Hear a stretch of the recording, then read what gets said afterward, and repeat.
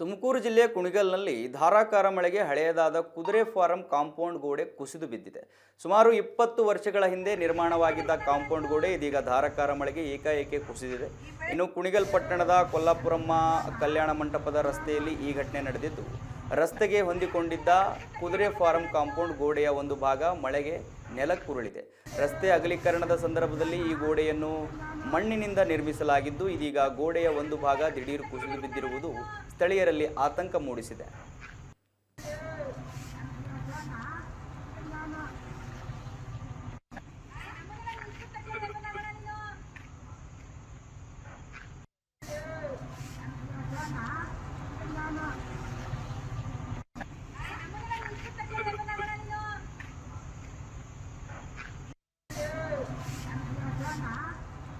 ವೀಕ್ಷಕರೇ, ಧಾರಾಕಾರ ಮಳೆಗೆ ಹಳೇದಿತ್ತು ಈ ಒಂದು ಕುದುರೆ ಫಾರಂ ಕಾಂಪೌಂಡ್ ಏನಿದೆ ಅದು ಕುಸಿದು ಬಿದ್ದಿದೆ. ವ್ಯಾಪಕ ಮಳೆ ಆಗ್ತದೆ. ಮಳೆಯಿಂದ ಆ ಗೋಡೆ ನಿರಂತರವಾಗಿ ನೀರನ್ನು ಹೀರಿಕೊಂಡು ಆ ನೀರಿನಿಂದ ಆ ಗೋಡೆ ಏನಾಗಿರುತ್ತೆ, ಕಲ್ಲಿನ ಗೋಡೆ ಏನಾಗಿರುತ್ತೆ, ಅದು ಫುಲ್ ಮೆತ್ತಗಾಗ್ಬಿಟ್ಟಿರುತ್ತೆ. ಅದರಲ್ಲಿ ಯಾವುದೇ ಪವರ್ ಇಲ್ಲದೆ ಇರೋ ರೀತಿ ಆ ಒಂದು ಗೋಡೆ ಆಗಿಬಿಟ್ಟಿರುತ್ತೆ. ನಿರಂತರವಾಗಿ ನೀರನ್ನು ನುಂಗೋದ್ರಿಂದ ಅದು.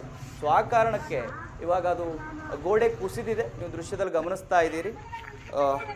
ಹಳೇದಿತ್ತು ಗೋಡೆ, ಭಾಳ ವರ್ಷದ ಹಳೆಯ ಗೋಡೆ, 20 ವರ್ಷದ ಹಿಂದೆ ನಿರ್ಮಾಣವಾಗಿತ್ತಂತೆ.